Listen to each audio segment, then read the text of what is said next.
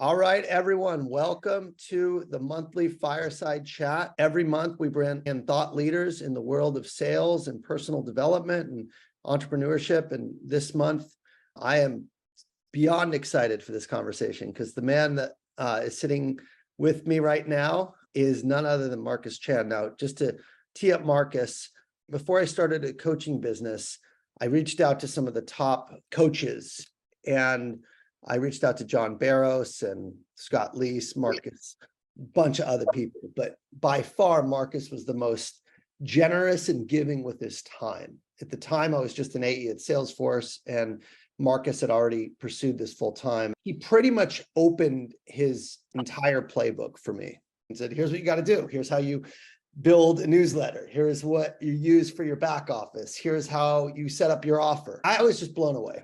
And Marcus has been mentoring me ever since. In fact, so much so that I got the opportunity to write the forward to his book, Six-Figure Sales Secrets, which was an Amazon bestseller. Marcus, you need no intro, but he is an author. He's a sales coach. He ran a business. What was your business doing back at Cintas when you left? Just out of curiosity, how much revenue annually? So my quota was $183 million a year. We did over 200 million that last year. I ran a sales force with 110 plus employees. So 110, so sales leader, individual performer, you name it, he's done it. He's the real deal. And now he's on this journey with me in entrepreneurship. So Marcus, thank you for coming on. I got a lot of questions. So if it's okay, if we dive right in, first and foremost, I want you to give your definition of success in a context of personal development. So I was listening to some Jim Rohn this morning, and I thought of you when I heard this quote because of a lot of what we're going to talk about. But the quote was this: it was, success is not something you pursue. Success is something you attract by becoming an attractive person. I've never heard that quote before, but I immediately thought of you because your energy, your abundance. I've never seen someone who's just generally in a good mood, who's positive the way you are. So tell me what that means to you, that quote, and kind of how you have applied it in your career, your life. You know, it's interesting. It's funny because I think when the first time we met, the first time I interact with somebody, or they see any of my videos or my content or whatever, they have a perception like, oh, this is how he is. This is how he's wired. This is how he's born. I definitely was not this way. You know, early on as a kid, I was very introverted. I could barely speak. I had a lot of issues. And frankly, I was probably the complete opposite of what you see today. And early on, I realized through time, once I kind of got through some of the BS excuses, I realized who I was not going to get me to where I wanted to go. If I wanted to actually achieve more and attract more, I had to actually become more.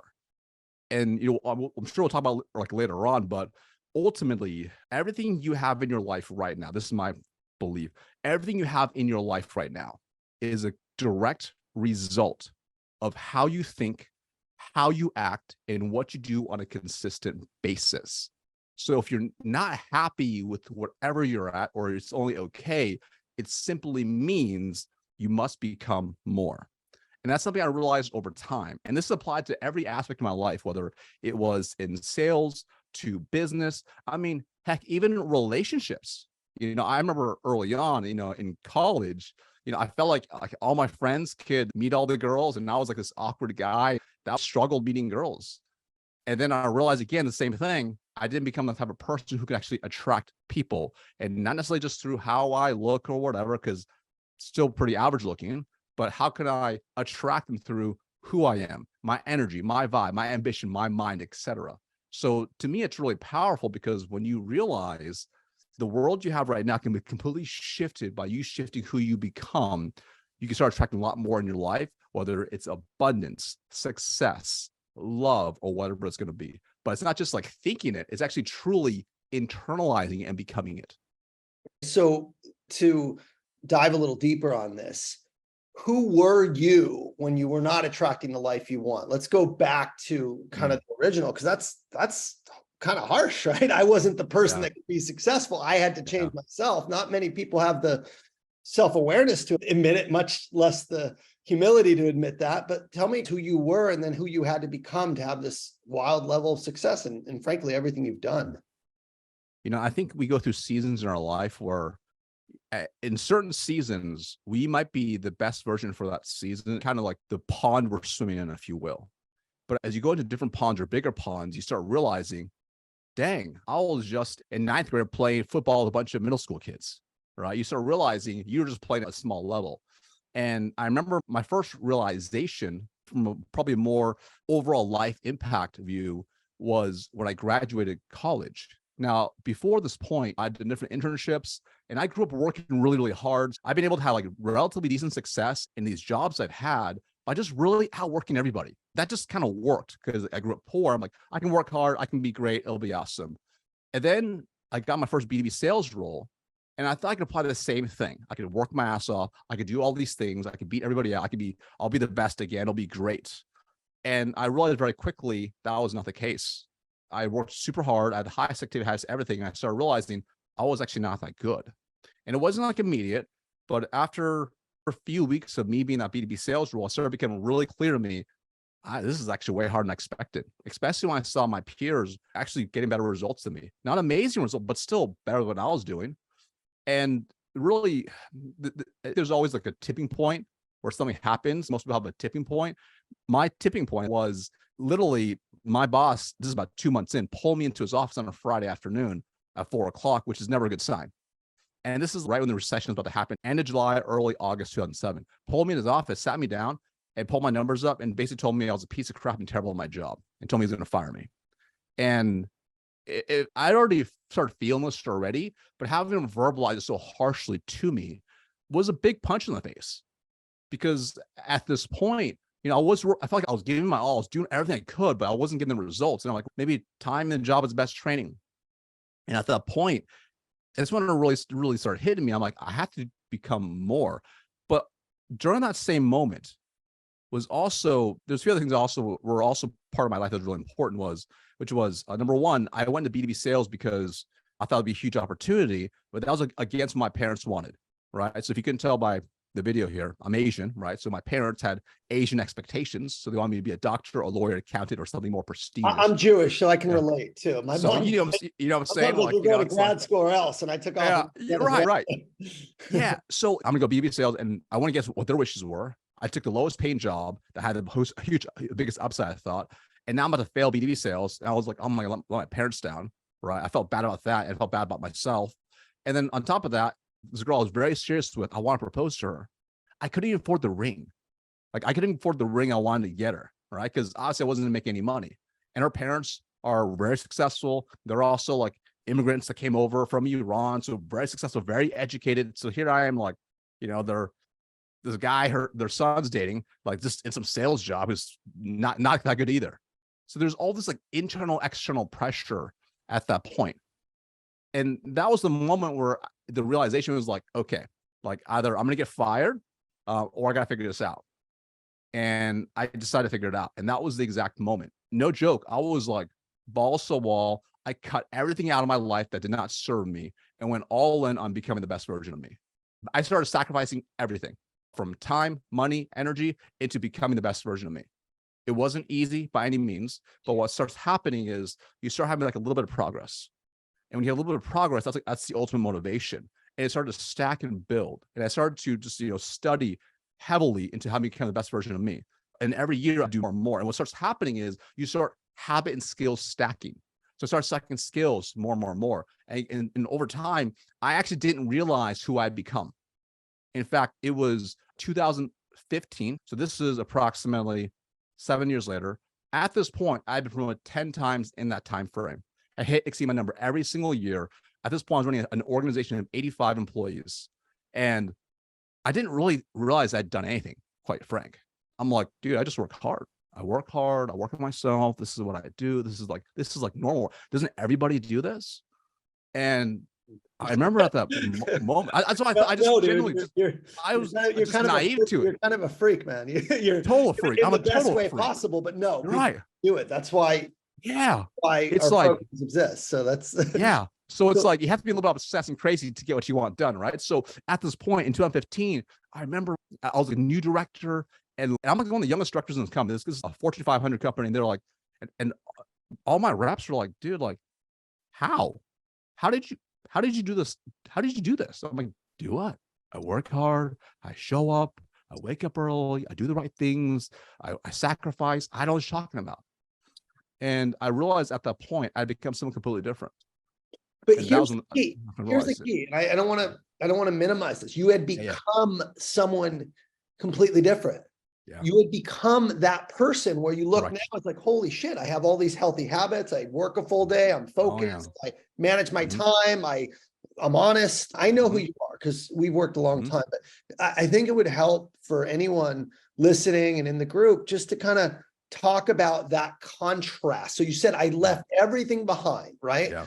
I said, I'm not doing this if it doesn't serve me. Tell me what that was. What did you leave behind? What did you add? Just give us some context for what you did change. I'm going to go back in time and kind of start the journey. So first off, in order to multiply, you must eliminate first. And that's when I realized, I'm like, there's a lot of things in my life that don't serve me anymore. So, at the time, 21, 22 years old, I'll give you some really simple examples. Just like anybody else, I would watch the news, read the news. I'm like, this doesn't serve me, especially during a recession. It's all negative, if you can imagine. So I completely cut that out. No news. It hasn't really changed that much, even outside. It hasn't changed. So I literally, even to this day, I still never know what's going on. Someone's like, oh my gosh, this happened. I'm like, I have no idea. I literally have no idea. Instead, I replaced it. And so part of it, so for example, I had a 45-minute commute to my office one way. So it's about an hour and a half minimum commute round trip. Replace that with books on tape. No joke. Literally went to a library, got Jim Rohn books, Brian Tracy, Tony Robbins, whatever it was. I took those CDs, burned them to my MacBook, uploaded to my iPod so I could play it without trading CDs in my car. So I could listen and burn this into my brain on the drive back. On the drive there, I would literally practice and role play for 45 minutes out loud. I'm not even joking. So complete silence. I'm literally role playing every single frame of every script that I'm going to run that day because I want to be able to flow like butter and make it completely smooth when I was on the phone with the prospect. And this is the same company you were failing at where you almost got fired pre-recession. Exactly. So snapped into gear. I can't go on this way. And you just cold turkey decided to. Exactly right. So when you start to think about that, now suddenly, when most people are just driving, I suddenly now had 45 minutes a day of just like pure new learnings. So that's an hour and a half, 4.5 hours a week. So every single week I'm getting education just on driving when most people are listening to crap.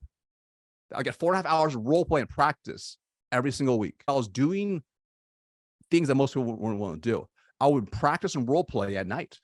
No joke. I literally, instead of watching Netflix on DVDs, instead of watching Netflix or watching cable or doing whatever, I would practice and role play in my apartment, my tiny little apartment, over and over. I would literally take like my camera, actually a physical camera, and I'll record myself role playing so I could watch the game tape and redo it. When I went on sales calls, to even do that, were you just hearing like Brian Tracy and Jim Rohn talk about getting better at your craft, or how did you decide that you needed to record yourself and play it back and work on yourself? I grew up playing sports. I think probably most people did, a lot of people did. One of the things I learned early on was how important it was how little self-awareness we actually have about ourselves. Most of the time we have zero idea how we come across and how we deliver and how we speak and how we do things. And oftentimes we do things that hurts us. And sales is a death by 1,000 paper cuts.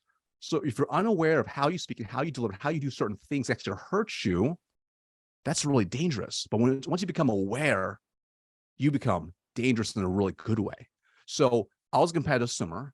My coach would literally he had this underwater camera so we could see our form as we swam. I'm like, it's really interesting. I'm gonna apply that same concept to sales. Now, this is super nerdy, Ian, but at one point, I'm actually an ambivert. I'm right in the middle, and I really struggle talking to strangers, people, and any type of social environment. But I got really into street magic as a kid. No joke, like David Blaine's street magic. Early on, to get really good, I would practice. I'd record myself on my dad's DVC camera so I could see how I was doing those moves. I'd watch myself in the mirror. I use his camera so I could see what I was actually doing. So I've taken that same type of learning principle of being able to see what I was doing to sales. And it just helped increase my self-awareness. Didn't make me perfect, but made me better. I would take my phone, and there were physical in-person like sales calls, discovery calls, demo calls. I would download whatever Android app had like the tape recording, and I'll hit record and have my phone out so I can record my calls and then see how they went. So I can go back and play them later. So I became obsessive about trying to become better. And it goes back to your childhood too, because I remember you posted that you had maybe a stutter, you couldn't speak Oh yeah. to a certain point. Tell us, because that's interesting, because I think of you, I think of someone who's very articulate and smooth talking, and your tone and just your communication is very good. Yeah. So was that like, did you have a stutter growing up, or did you have, what was the communication barrier that you were faced with? Was it language, or what tell us where that originated? So I appreciate that. So English is actually my second language. I didn't start speaking until I was 4 years old. And when I spoke, I had a stutter. And I would mix up the languages as well, because I grew up speaking Mandarin. So that was like this whole thing, just trying to learn to speak. So because of that, I couldn't speak very well. I stutter. In fact, I still stutter to this day. So once I got to school age, I had to go through speech therapy. There was times where they almost put me like in like the special classes because they thought I didn't know anything. So I was not doing well in school. I struggled speaking. So for years, I go to the special therapy classes to improve how I spoke. And what's tough growing up, and I grew up in Springfield, Oregon, Eugene, Oregon, very small town. And, you know, it's generally pretty white. I was like, so not only was I like one of the only Asian kids who looked different, sounded different, spoke different, and dressed different. So as a kid, you become very insecure when you're like, oh my gosh, like I'm just like a different kid. Like I don't really quite fit in. So hard to make friends, hard to do everything. Yeah. Because of that, you start realizing like, man, I got to get better at this, right? But in hindsight, you said before, the problem is a gift. That gift I was received of that speech impediment forced me to realize this is a huge weakness for me. How can I improve and get better? And it's gotten better over time. It's not perfect. I still talk fast. I still stutter. I still say the wrong things, but it's like an evolution. It's like trying to get a little bit better every single day, every single year. What I'm hearing is a ton of motivation deeply ingrained, from getting the ring to proving your parents wrong, to overcoming a speech impediment, to growing up poor. Is that all? I mean, because a lot of people would take all of those as reasons they couldn't be successful, whereas you took it as reasons why you had to be successful, and motivation for going against the odds and proving people wrong. Yeah. So early on, I think a lot of the motivation was fear-based. What I mean by that was because we grew up so poor, no joke, I legitimately worried about being homeless as a kid. What do you mean homeless? Were you camping? Were you in a trailer? My parents had a Chinese restaurant. And, you know, something would happen, like say, for example, we had maybe it was a rough month in sales. Or, you know, somebody would break in, rob the place, take all the money. And, you know, we have to go in and fix everything up. And literally the first thing that popped in my head is like, oh my God, we're going to lose a restaurant, which is the only source of income, which means we're going to lose a home and become homeless. Because I grew up thinking that it was like almost like a scarcity mindset, if you will. I'm like, I'm going to do whatever I can to control my situation. I would always like try to play 3 to 5, 10 steps ahead in every single thing I would do to increase my upside winning. Now, I didn't think in that type of mental model at the time, but that's what I was doing, right?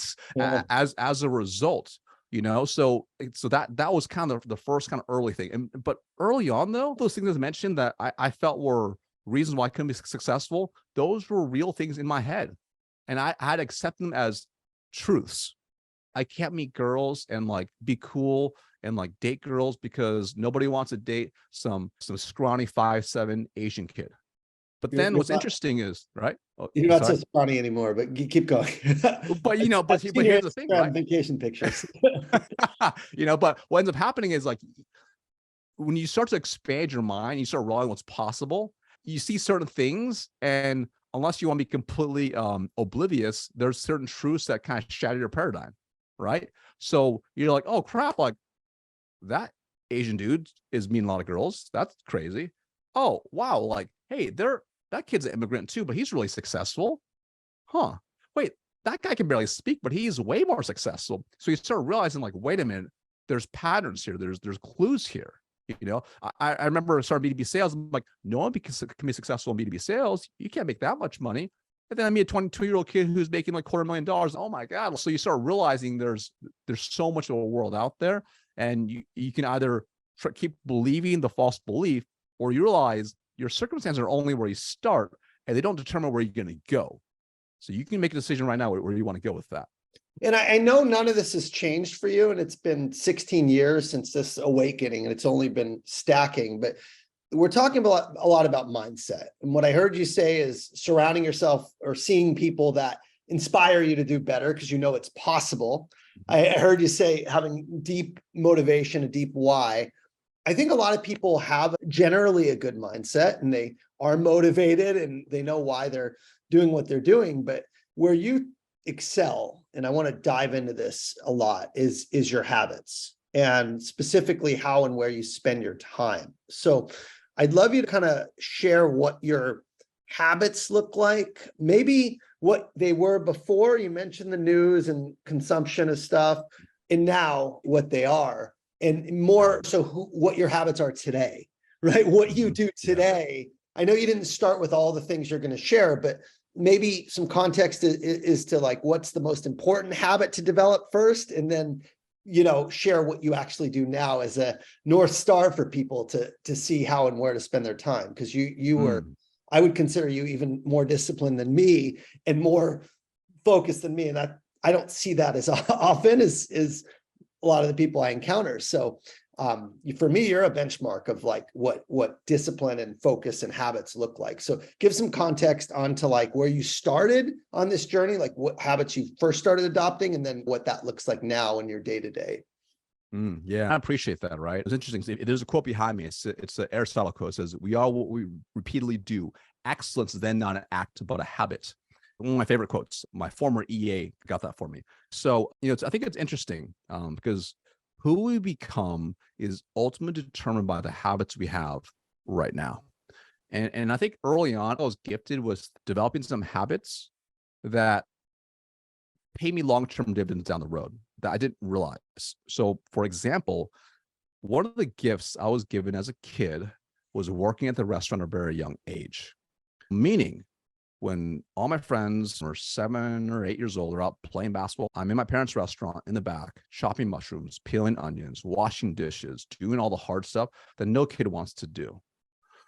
And I only got to go play after I got all my stuff done.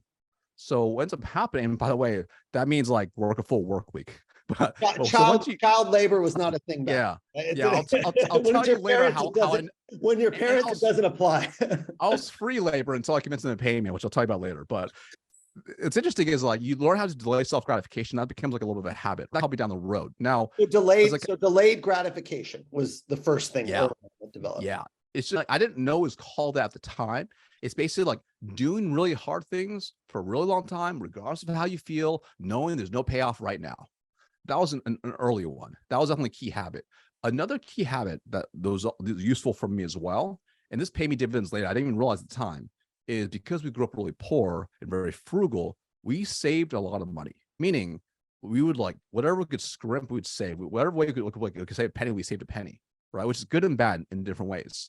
But this taught me a really good habit early on, because once I got into B2B sales and I started actually making some decent money, I would save and invest it. So that was a really good habit already to start paying a little bit of dividends. Let's go into some more tangible habits. So early on, as I mentioned what I was consuming. That was really, really big. I started to eliminate negative consumption of things. This is going to be hard for some people. I started cutting people out of my life. I looked very closely to people that are in my circle, and I realized I had a lot of acquaintances, but very few friends. So I had a lot of drinking buddies from college who we party all the time. And that wasn't really serving me. And I realized even at the time, and again, whether you drink or not, it's entirely your choice. But me going out partying every weekend was actually hurting me, because number one, it spent money I probably shouldn't spend. I couldn't afford really. Number two, it impacted me for days. And then of course, with a foggy brain, you are less precise, less focused, less calculated, less intentional in everything that you do. So I started cutting out some of that stuff too, whatever negative impacted me. I started adding in practice and role playing, that stuff I mentioned. As I started getting more focused in my life, I realized it fell into one of 5 buckets that my habits are falling into. I call it the M5. And the M5, basically, habits going to fall within that. So the M5 is kind of simple. So number 1 is M is mind. So doing things that would feed my mind. It's investing. It's why you're here. You're investing in yourself. You're reading books that feed you. You're limiting things that don't feed you, etc. So that's really key. I want to pause there. Yeah. What that means, and I relate, is every day, instead of consuming content that leaves you feeling empty and depleted, it means consuming content that leaves you feeling inspired and more intelligent. It's really about what you listen to, who you listen to. It's about being somewhere like this. This is a perfect example of consumption in a really healthy way. It's about the books you read. For me, it's 1 book a month. But when you add that for 5 years, that's 60 books. That's a lot. And even in between, who I was listening to Jim Rohn earlier, just getting ready for this, motivational speaking. Are you listening to just music that's going to pump you up? Or are you going to listen to something that's really going to grow? Because it's the same amount of time in the day, right? Same amount of time. So I quickly pivoted my runs from music to books, and man, exactly. People say, oh, that's boring. It's not. It actually makes me run harder because I'm like, just juice. Exactly right. Hear the stuff. So that's mind. It could be spirituality. It could be faith. It could be whatever that aligns you to who you are, consuming that. So now I'm consuming entrepreneurship books and some of the stuff that helps grow a business. So that's the first M. Continue, Marcus. Dude, I love it. You're exactly right. It's whatever we're going to go into this right here, the territory between your ears, the hardest territory to manage, whatever goes in that territory, you feed it the right stuff, right? It's just anything that's got to feed it right. The next M is muscle, which is how are you taking care of your body? Like, and these go to daily habits. How are you moving? What are you doing? Right. So, for me personally, back then, even now, I've set workouts I do every single day. I also make sure I get 10,000 steps every single day. So they're non-negotiables that happen regardless. So for example, even my workouts, everything is pre-meditated, pre-calculated out. So I know every single day I'm going to do between 360 to 480 repetitions of a targeted muscle group. It's focus, is intentional. I know exactly what I'm going to do. So I go in, I can knock it out without thinking, right? So that's really key. Just like that body movement, because the more the healthier you feel, the better it's going to be. And this goes into also what you eat. So years ago, I ate whatever, right? And it totally worked when you're out of college, because your metabolism's awesome. Everything just kind of melts off of you. It feels great. But as you get older, it gets harder. And I kind of started realizing that. And I remember I still didn't really pay attention until I was about 25, 26. And then I looked in the mirror. I'm like, oh, that wasn't there before. I'm a little bit heavier. And my wife and I, we realized we knew nothing about nutrition and food.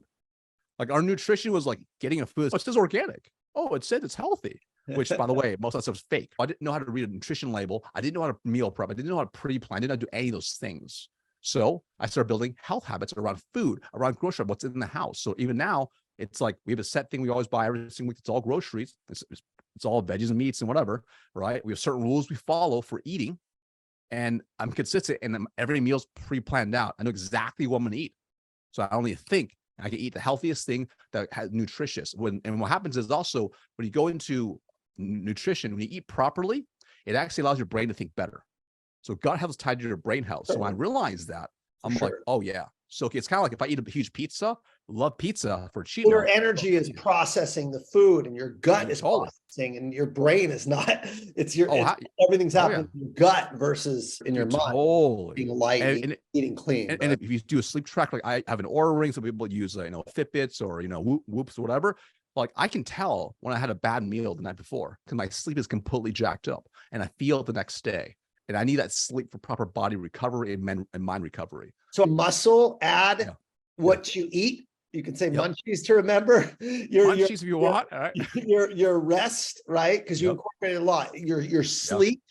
So diet, exercise, and sleep really kind of falling under that to rejuvenate muscles too, right? In terms of absolutely. Now, before the third M, I used to call it matter, but you and I talk. We should call it mission instead. So mission. Right? So you changed it. Like, good. I love it. I think it's a way better word. So like, are you doing things? Do you have habits every day that drive you towards your mission? Every single thing that you do in your calendar, what you're doing, right? Like, this is actually why my days literally plan from when I wake up to when I go to bed in my calendar. So this way I can execute on my mission. And to even reinforce it, here's a little sub habit. Before I go to bed, in my gratitude list, I write down 3 things I did that day that moved me towards my mission. What's your mission? Right. So depends on what you want to focus on. So for example, also 10 times my goals, but like for me, it's, I literally want to impact 1 million B2B sales professionals and maximize their lives. That's it. It's super simple. So what did I do today to help other people? So for example, right now I'm here. If you can walk with at least one nugget is going to help make you better, I'm like, great. That's awesome. Right. That's my goal, because ultimately, B2B sales changed my life. I know it changed Ian's life, right? When you can master it, it's incredible, right? So, so that's key. So doing things that drive towards your mission, and you might have different missions in different parts of your life as well. Maybe you want to be a great husband, great spouse, whatever. Your mission, I want to be really clear. People think that your mission needs to be 10 years out, needs to be this massive mission of what do you want to do with your life. That is not actually as effective. What I find extremely effective with the third M is, who do I want to be today? What is the best version of myself that I can show up as? And that's all I can control. So my mission has to do with serving and showing up as an example in terms of the way I treat people. I interact, serve, and care, and as a testimony. And that never was my mission before, right? That's evolved. At first in sales, it was to make $1 million. I got there, I'm like, this isn't as fulfilling. Then it was to be the best husband and father I could be. And that was very fulfilling. And now it's at a different level where it's more spiritually connected. So your mission is about what do you need today? Who are you now? And where do you need to focus? And I find just defining what your ideal self looks like and holding that as your standard is really inspiring on a day-to-day basis versus having something, I don't know where untap your sales potential goes. I generally don't.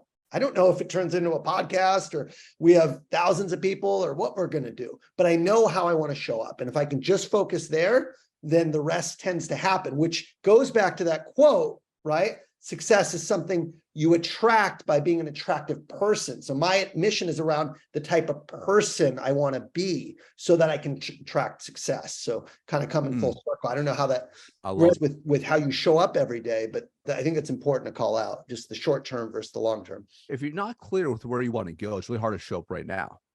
The mission is a place that drives you, right? It pulls you towards, it gets you out of bed in the morning. So you have to have it. If you don't have it, you end up doing someone else's mission, your boss's mission, your company's mission.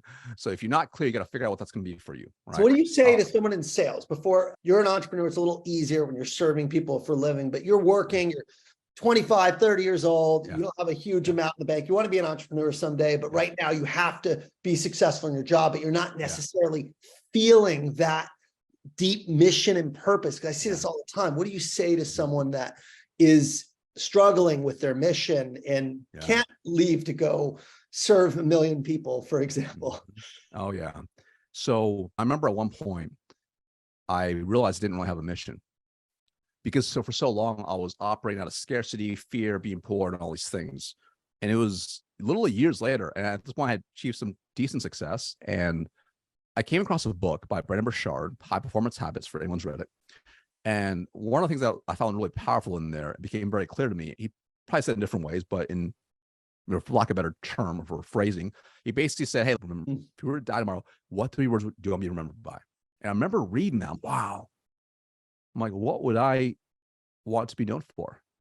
What do I want to be remembered for?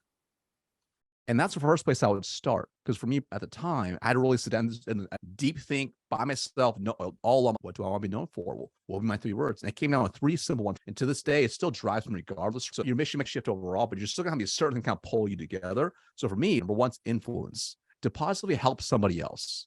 This is whether they're a client or not, doesn't really matter, but to positively influence somebody else. This could be the neighborhood kid. This could be the grocery clerk. Just be like a good human being. Then to legacy. So when I pass, people like, wow, like not just like build a huge business. Wow, this guy, he really was able, like he truly gave, he really helped other people. I want that to be known. Whether they're a client or not, doesn't even matter. That's why I love, like, even like my brother-in-law, like, dude, I love watching your YouTube videos. He's not even in sales. He's like, it helps me as a principal. I'm like, that's crazy, but that's awesome. And then last is love. I look at love like meaning care. Everything I do is like with care and intention. That means living intentionally, to be present for whoever you are. So for example, Ian, when you and I first got on a call, I think most people are like, these are my secrets or whatever, but they don't even want to, like, they're kind of lame about it. I intentionally care and I want you to be successful. So I'm like, dude, ask me whatever, I'll tell you whatever, I'll help you. This helps me towards my mission, which is help more people, right? We're all going to win. And that's how I do things. So for your out, if you don't know what your mission is, start with that. Try to find at least maybe one word first. Yeah. One word first, and then build on that. You could talk about it goes to the short term, but you can, Brennan's was bring the joy every day, bring the joy, right? Because he was struggling. He's like, why aren't I happy? I'm a happy person. I got to bring the joy. And then the joy came to him. Mine is inspire by example. Yeah. Because that captures inspiration, example. What do you do when no one's looking? That's the true test of you actually. So when I was 22, 23, I didn't struggling, right? Not knowing what's going on. Getting some success still, but just really struggling. So my mission, if you will, at the time was actually really simple, which was I was really scared. So it was action cures fear. Action cures fear. So my mission was like, be brave, basically be brave every day. It's cold call, you're scared. There's three. Anyway, be brave every day. Probably more positive. I'm like, action cures fear. I just got kicked in the teeth. Action cures fear. That became my mantra, my affirmation, my mission, if you will. So you may have to, and you're going to go through seasons, I think, when you're going to shift it a little bit, but you got to determine that based on you, right? I love it. So what are the fourth and fifth? And then I want to open it up to the group because we can go for hours. I know that's what happens when you and I talk, right? So, and they're all really important. This fourth M is really important. It's marriage. And whether you are married or not, in a serious relationship or not, it's treating everyone that's in your circle like you're married to them. How would you invest into that relationship? Because just like everything else, and you and I talk about this, Ian, it's like sometimes those relationships are really good at the beginning, but as time goes on, we start to let things slide. We don't necessarily show up the best way. We don't necessarily deliver, and we're not a good husband, spouse, boyfriend, girlfriend, partner, whatever. And then same with friends, the people in your circle that you're close with. Are you giving to them? Are you serving them? Are you helping them? So I think it's really important you have that really good balance, because a life without relationships is a very lonely life. So you want to make sure you know who those people are and you want to invest into them. Yeah, I just posted on it today. I looked at the top 5 billionaires and all are divorced. And it's like, you see that a lot with sales, business, very successful people, is they sacrifice. They make a lot of sacrifices, get there, and you don't have to. That's the reality, right? You just need to value your relationships as much as you do yourself and your career, which takes 100%. Humility. 100%. And it requires making tough decisions. That's what's really important. I think sometimes we think it's going to be easy, but you make tough decisions. You know, everyone's trying to tell a story, maybe retired at 35, and there's a lot of reasons why I did that. But one of the biggest ones was like, I felt like I wasn't being a good husband. Yeah. Like I wasn't. I was traveling all the time in a hotel room 100 nights a year, not being a good dad, not being a good husband. Yes, I could say, yeah, when I was there, I was great. But I'm like, but how about the rest of the week? Yeah. So how can I create a life for myself where I can truly give to the M5 the way I want and create a life and design that way? So that's important. And then the last M is money. So do you have your financial house in order? That's from what you're making to how you actually run the house and being profitable and cash flowing yourself. I think a lot of times, most people don't do a good job with this, right? And even when they make a lot of money, they're not very good with the money. One of the reasons I was able to fortunately retire at 35 was because I was really smart with my money. That's what it was. I started investing really early on, diversifying and doing all these things and paying long-term dividends. And that was key. So being good with not just generating money, but knowing how to keep your money and how to multiply your money. So if you have good habits for that as well, like for example, I automate everything. And I also do things like I track my cash flow every single day for the business. I look at every number every single day. I have better control on those type of things. So when you have the M5 dialed and you have habits that are built and systems around it, it's amazing how much more fulfilled you become because you actually created a systemized life by design. And some people think, wow, it's kind of crazy, it's kind of overly disciplined. But I would argue the opposite. When you are not disciplined these things, you eventually make short-term decisions that actually hurt you in the long run. Yeah. It's 2 words come to mind. One is intentional. You're extremely intentional. The other is structure. And people think, oh, structure is bad or I feel trapped. No, structure actually creates freedom. You don't get to retire at 35 or 41 in my case to go do what you love, a dream unless you put yourself in a position where you Correct. can do that, because you had your son when you did that. You're providing for your family. Same with me. But it's a calculated risk because Correct. you had saved enough and you knew probably like I'd have to go 10, 20 years making Yep. nothing for, Exactly right. for me to run out of money. So I think that structure creates freedom. Discipline creates Correct. freedom. And Correct. I just appreciate how you show up, brother, and in every way, man. You're just a good person. And the other takeaway is good people get rewarded, who work hard and who have discipline and intention. Right. It's not just being a good person. It's Yeah. all the other things, right? It's great to see how far you've come. And I know you're just getting started. So hopefully a lot of people can learn. We're just getting warmed up, man. We're just getting warmed up, you and I. That's right. That's right. You're like my brother from another mother. So everything Marcus says, I echo. There's a reason I teach what I teach, is because the mentors I have think, live, and work and act like Marcus. And that's who I surround myself with. So I just appreciate you helping me get this business up and running. Let's turn it over for questions. If you guys could raise your hand, ask Marcus anything, could be sales, personal, discipline, health, whatever. The guy's dialed in. Let's put your hands up. If you could just use the emoji. We have Julian. We'll go first. Go ahead, Julian. I'm going to pin you over here and you can go ahead and ask your question. Hey, Marcus, nice to meet you. And Julian, Pleasure. I work at Oracle. I think you mentioned that you were eliminating some substances or bad habits from your life, and you were making some really good investments.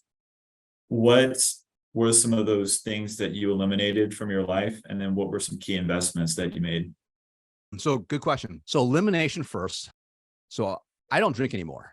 So that's probably the first thing. It was one of those things where I just realized over time, it wasn't really serving me. Early on, I drank a lot. Like it was pretty common, 2-3 nights out of the week, binge drink, blackout. Just that was normal. It's what you do. You're in sales, go work hard, play hard. I did that for a while. And I started to stop doing that, but I still drank, right? It was still like, it was recreational. Maybe instead of having like 15 beers, I'd have 7 beers, instead of having like 10 shots, I'd have 7 shots. So it wasn't like a massive shift. I started getting better. I started kind of reducing it down. I used to smoke a lot of weed, stopped smoking weed. I found that personally, I can remember things very well. So that was my big substances, those 2 things. I started reducing it down, rid of weed. I started reducing my drinking. And as the years went on, probably by 32, I was probably down to like maybe 1 or 2 drinks a week. And then officially, then probably 33, it was like maybe a couple of drinks a year. And then 35, 36, no drinking, right? Very rarely, like maybe once a year, I'll say. I won't drink this year, right? And I was like, I'm good. I don't really need this. Another substance that I've also gotten rid of is actually social media. Now, it sounds crazy, especially if you follow me on social media. You're like, oh my God, he's always on there. But it's very intentional. It's all processed out. It's all scheduled out. My team's in my inbox. They manage everything for me. They take care of all that for me. I go on there maybe like once a day for 30 minutes. And when I go on there, even my news feed, I use a Chrome extension. It hides my news feed. So I go on there to do what I want to do and not be controlled by the algorithm.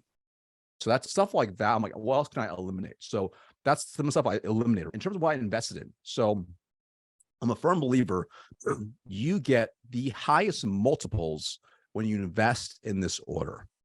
So number 1, you invest in yourself. You all here, you guys are already investing in your number 1 asset. This is something that'll be multiples for years to come, little years to come, which is incredible. That's why I love coaching. I love what Ian's doing. I love the business we're in because it's going to pay you long-term dividends. So that's number 1. So that's why I first started doing it early on, right?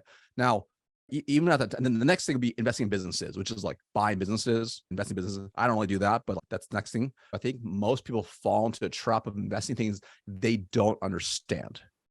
And that becomes like a really dangerous game. They go off the hype of people, off of Twitter, off of social media, and they make really bad decisions. So wherever you're going to invest in, choose things you actually know a little bit about. Now, for me, I was like, I'm not that smart. So what did I do? I'm investing in like index funds. I'm doing the basics to max everything out. So for example, if you have a 401k, I max my 401k out until I became, and I'm sure happened to Ian, you become what's called an HCE, highly compensated employee, and you no longer can do the max contribution. So it's a whole thing. So then you have to do some more backdoor stuff, which is totally fine. I maxed out the 401k till I couldn't, right? I maxed out the Roth IRA until I couldn't. I maxed out the IRA until I couldn't. I got to the level where they have called it's like this additional executive compensation plan where it pulls money before taxes to invest into a separate bucket. I maxed that out as well. So I was doing all these things to max out. And then I also would, all the extra cash, I would buy investments like index funds and other stocks I really believe, things I actually knew about. And that's what I focused on. If it was something I didn't know about, so for example, I didn't get into crypto game until 2021 because I didn't know enough about it. So I waited a little bit. But on top of that, I also leverage dollar cost averaging as well as a strategy. So from a habit perspective, I'm automatically buying stocks, investing every single week. So this way, it just multiplies over time. Thank you. Good question. Awesome. Thank you, Julian. Always have great questions. Let's take Shane O'Connor next, my man. You're up, Shane. I don't know if you're able to go on camera or not, but I can hear you. I just can't see you. Hey, fellas. Unfortunately, I can't go on camera. My Zoom camera's not working this week. But Marcus, I'm a big fan. I'm fanboying over here a little bit. I follow you on LinkedIn and love your content. Oh, thanks, man. Appreciate that. But yeah, I also just been taking notes in my phone here. I love the concept of the 5 M's. I guess the one that I find the hardest to connect with and probably why I'm here the most and something I'm working on with Ian is connecting to that, the mission, like really the why. And I find when I'm not closely connected with my mission, it can lead to a lot of peaks and valleys in terms of my motivation, in terms of my performance. And while I've been successful in sales, I really don't think I've connected with my mission. So I'm just curious, would you have any advice for someone in my shoes? Sure, man. Well, first off, do you know what your mission is? I don't have a concrete mission, I got to say. Yeah, not really. Yeah, that's the first step, right? And by the way, I think Ian brought up a great point. It doesn't have to be this huge, grandiose thing. It could be something that just serves you. That's really important. It serves you, that motivates you. It might be in the season that you're in that's going to serve you. So, for example, it's going to be the best version of me every single day. Whatever it's going to be, we're going to figure it out right now. But this takes some soul searching. This is a hard question for most people to think about. It's like you got to sit, give yourself 4 hours, think, just start throwing every idea in a Google Doc. But once you come clear on it, how can you then take it and not just take it as like a grandiose, huge idea? This is my mission, but actually then break it down into a very tangible thing you can do every single day. So let me give you a really simple example. So paint a picture of your best version of yourself. Imagine 1 year from now, you wake up and you had to write out exactly what your life was like from the time you get out of bed, how you feel, what you're due from every single minute for the whole day, and what happens that if you were the best version of you. If to get to that point, what habit would you need right now that you can do right now? That could be anything, one tiny tangible thing. And you make that your mission every day to do, right? So for example, do you have any kids, Shane? I don't have any kids, no. Okay, no worries. Married, spouse, anybody? I have a girlfriend, yeah, but not currently married, not yet. All right, that's okay. Do you kind of like her? I do, yeah, very much. All right, cool. All right, let's now we're getting an hour somewhere. I'm gonna make something up. It doesn't have to be this, but like, if you were the best boyfriend ever, what would one thing she would love to see from you every day? And you think about whatever that is as an example, right? And it could be as simple as maybe it's if you don't live with her, you send her a text in the morning, good morning, I love you, hope you have a great day, right? So I'll give you an example. When I was dating my wife, girlfriend at the time, every morning, that was part of what I did. That was part of me being a good boyfriend. I text her, we didn't live together. Good morning, babe, I love you, hope you have a great day. So that way it's like, that's me doing a little bit toward that mission. It's very minor, but it all contributes, right? So that's where I would start, get clear on the best version of you, what that needs to become, what your mission might be, and then break it down into hopefully a very simple, easy step that you can feel good doing every single day. That's awesome. I really appreciate that. Yeah, I would add, Shane, it's like, who am I? Ask the question, who am I when I'm at my best? When do I feel my best? Correct. and then say, what can I do every day that is aligned with that, right? In other words, this version of me is abundant chain, if you want to call them that, or this is my best self. What does that person do every day? And if you do that, then you become that person and you could start that habit stacking. So make your mission, again, show up as the best version, because then you're going to feel good. When you feel good, everything else flows. So That's it, man. That's awesome. Appreciate it, fellas. Great I question. think we only have 2 minutes left. Yagna, you had a question. Your hand went down, but we have enough time for one more question. So if you're there, Yagna, you can go ahead and ask it. He might have just went on mute. He put his hand down. Yeah. Hey, Hey, buddy. Cool. Last question. Go ahead, Yagna. Marcus. Thanks for taking the time today. This is awesome. When I got into sales a couple of years ago, straight out of restaurants, someone told me to go on LinkedIn and just look up salespeople to start following them and reading. And you were the very first one that I found. And so I've been following your content since then. So Thanks, man. like just like Appreciate Shane here, fanboying a little bit. But I think my question is, you're talking about, sort of making these improvements and over time they've stacked up and you hadn't even realized, right? How do you balance your energy in terms of what you're improving? Because sometimes, let's use like physical fitness example, right? You start going to gym more, you start being more active, taking better care of your health, start seeing results there. Maybe you pour a little bit too much into there, right? So how would you check in with yourself while you were making all these changes to make sure that the changes were taking you where you want to go? That's a really great question. So I think the first, and you bring up a really great point. I think the first step is if you try to change everything in your life, it's really hard to maintain. That's just reality. That's just like a New Year's resolution. It's impossible.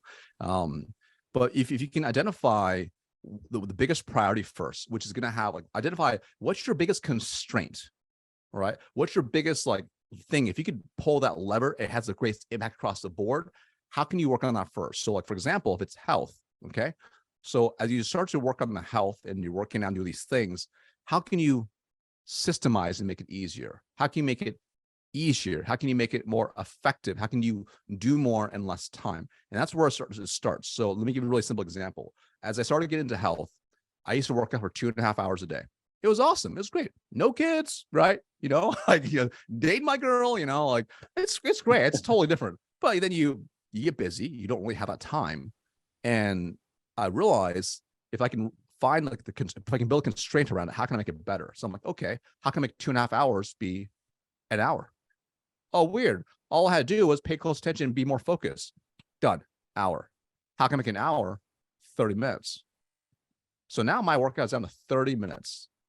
Because I built a constraint around it, and I realized there's things that I was doing too much of. Now that won't happen overnight, all right? But you choose something and you start to work on it, and you start to improve it, and you pay close attention. And one of the greatest things you can do, I believe, is build a tight feedback loop for yourself, right? So for example, if you're I'm gonna work on my M5 every single day, I call it the M5, right? Mm-hmm. Every day, just write down in a journal how you felt about the M5. And over time, when you reflect back, you'll be able to see patterns, and you'll realize, interesting, how else can I fix this? How else can I reduce this? Or, hey, I'm taking too much time here. Because your life's going to shift over time where you have less time, et cetera. And then you might have to shift what you're actually doing, right? So that's where I would start first. You start going all in on it, right? You get really focused. And then how can you start reducing the amount of time it takes to actually do it? But then you also have a tight feedback loop to catch yourself to improve it. And if you want to be superhuman, this is what I do as well, which really helps, is at the end of the week, I actually review my whole prior week. And I take a look at what can I do less of? What can I get rid of? What can I do more of? What took away my energy? What drove my energy? And how can I take it into the next week? But that also means you have to have a really tight calendar. So that's why I do everything in my calendar, because this helps me have a good idea of where my time is being spent. Right. So That's the theme of this, right? Scoring your week. On Thursday, most of the stuff is done. Week in, week out. It's what Brandon Fluharty talked about when he had Timular as the keeping track of how you're spending your time. Yagna, it's really simple. What do you need right now? In other words, who are you called to be right now? Maybe it's work, maybe it's family, maybe it's health. maybe it's spirituality, but what's calling you right now? And those are the things that take more time. Whereas if you're dialed in other areas, you can scale back and they're just part of your identity. So The key is elimination first. Get rid of the stuff that doesn't serve you so you have more time to actually do those things. that's right. That's right. Well, we are at the hour, Marcus, and Absolutely. I would love to keep going with this. I have to actually start a coaching call, but I am going to share this out on YouTube and Awesome. via the newsletter.